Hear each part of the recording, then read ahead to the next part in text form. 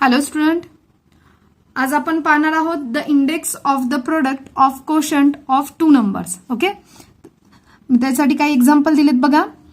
2 into 3 bracket raise to 4 म्हणजे पूर्ण bracket raise to 4 आहे म्हटल्यानंतर 2 into 3 हे टर्म्स चे मल्टिप्लिकेशन किती वेळा होणार आहे? 4 टाइम्स होणार आहे. करेक्ट. जर ब्रॅकेट ओपन केले तर काय दिसतंय? 2 into 2 into 2 into 2 into 3 into 3 into 3 into 3 म्हणजे काय ना 2 raised to 4 and 3 raised to 4. Okay, म्हणजेच काय याच्यावरून आपल्याला काय कळालं? a into b bracket raise to m असेल विच इज इक्वल टू काय असतो? a raise to m into b raise to m म्हणजे ब्रॅकेट मधल्या प्रत्येक टर्मचा तो काय असतो? इंडेक्स असतो. Same for division 4/5 raise to 3. Okay, index मध्ये 3 आहे म्हटल्यानंतर आपण बेसचं 3 वेळा मल्टिप्लिकेशन केलं. 4 into 4 into 4 5 into 5 into 5 4 raised to 3 5 raised to 3 म्हणजे ब्रॅकेटचा जर इंडेक्स असेल तो काय असतो? त्यातल्या प्रत्येक ईच टर्मचा सुद्धा काय असतो? इंडेक्स असतो. म्हणजे बघा a upon b raise to m असेल which is equal to a raise to m upon b raise to m. Okay, हे दोन लॉज तुम्ही वहीमध्ये 5 टाइम्स ईच लॉ 5 टाइम्स लिहून काढायचा आहे. त्यानंतर नेक्स्ट आपल्याला बघायचं आहे a raise to m bracket raise to n that is the power of number in index form. Okay, तर आपल्याला त्यावर एक रूल दिलेला आहे. रूल काय आहे? a raise to m raise to n जर असेल त्यावेळेस आपण म्हणजे a रेस टू m म्हणजे बेस a इंडेक्स m आणि ह्या ब्रॅकेटचा जर इंडेक्स n दिलेला असेल त्यावेळेस या दोन इंडेक्सचं काय होतं? मल्टिप्लिकेशन म्हणजे m इंटू n आपण करणार. काय झाला? Law of indices a raise to m into n. Okay, त्यानंतर आपण काय बघितलं? a into b raise to जर m असेल तर तो काय असतो? a raise to m into b raise to m. त्यानंतर जर a upon b bracket raise to जर m असेल तर काय असतो? a raise to m upon b raise to m. Okay, हे 3 बघितले. त्यानंतर फोर्थ बघा काय असतो? a race to minus m असेल जर बेस आणि त्याच्या इंडेक्स हा निगेटिव्ह असेल तर तो आपण पॉझिटिव्ह करताना काय लिहितो? a race to 1 upon a raise to m. Okay, for एक एक्झाम्पल पाहूया. Suppose 3 raise to 2 raise to 5 असेल तर आपण लॉ कोणता यूज करणार? a raise to m into a raise to m raise to n a raise to m into n म्हणजेच काय येणार आहे? 3 रेस टू 2 इंटू 5 5 टू जा 10. करेक्ट. त्यानंतर जर तुम्हाला दिला असेल 5 इंटू 2 रेस टू 3 असेल तर काय लिहिणार तुम्ही? 5 raise to 3 into 2 raise to 3 by this law. त्यानंतर next example 2 upon 3 raise to 4 असेल तर काय असणार आहे? 2 raise to 4 upon 3 raise to 4. Okay, आणि सपोज तुम्हाला दिले 5 रेस टू मायनस 2 तुम्ही पॉझिटिव्ह इंडेक्स कसा करणार? 1 अपॉन 5 रेस टू 2. ओके, हे एक्झाम्पल झाले ह्या लॉजशी रिलेटेड. ओके, लॉज आलेत लक्षात.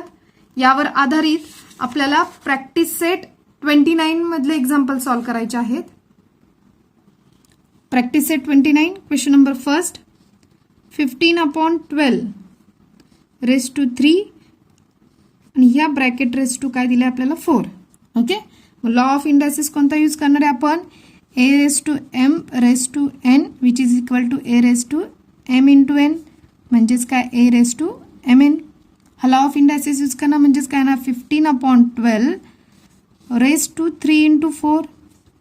करेक्ट. मग काय येणार आहे? 15 अपॉन 12 रेस टू 3 4 जा 12. ओके, हे काय झालं? Final answer. त्यानंतर second 3 raise to 4 raise to minus 2 दिला आपल्याला. ओके, मग काय करणार आहे आपण? अगेन हाच लॉज ऑफ इंडायसेस यूज केला. 3 into 4 into minus 2 which is equal to 3 into 4 to जा 8 म्हणजेच काय आला? मायनस 8. त्यांच्या थर्ड एक्झाम्पलमध्ये काय? 1 upon 7 raise to minus 3 raise to 4 काय येणार आहे? 1 upon 7 raise to minus 3 into 4 which is equal to 1 upon 7 raise to minus 3 into 4 minus 12. Okay. त्यानंतर question number 4, 2/5 raise to -2 raise to -3. मग काय येणार आहे 2/5 raise to -2 into -3 which is equal to 2/5. आता बघा minus into minus which is become plus. Correct. हा rule आठवते सर्वांना. म्हणजे -2 इंटू -3 काय ना 2 3 जा 6 म्हणजे +6 आले. ओके. त्याच्यानंतर 5 6 raise to 5 up raise to 4 again 6 raise to 5 into 4 5 4 जा 20 म्हणजे 6 रेस टू 20. ओके. आले लक्षात. राहिलेले एक्झाम्पल तुम्ही वहीमध्ये नोट डाऊन करून घ्यायचे आहेत, सॉल्व्ह करायचे आहेत आणि मला पाठवायचे आहेत. त्यानंतर क्वेश्चन नंबर 2 बघा. Write the following number using a positive index. म्हणजे काय a/b रेस टू जर -m असेल तर तो आपल्याला काय करून लिहायचा आहे b/a रेस टू m लिहायचा आहे. याला काय म्हणतो आपण मल्टिप्लिकेटिव्ह इनव्हर्स. लास्ट लेक्चरमध्ये पाहिलं होतं. जो न्यूमरेटरमध्ये असतो तो डिनॉमिनेटरमध्ये येतो आणि जो डिनॉमिनेटरमध्ये असतो तो न्यूमरेटरमध्ये येतो. बरोबर.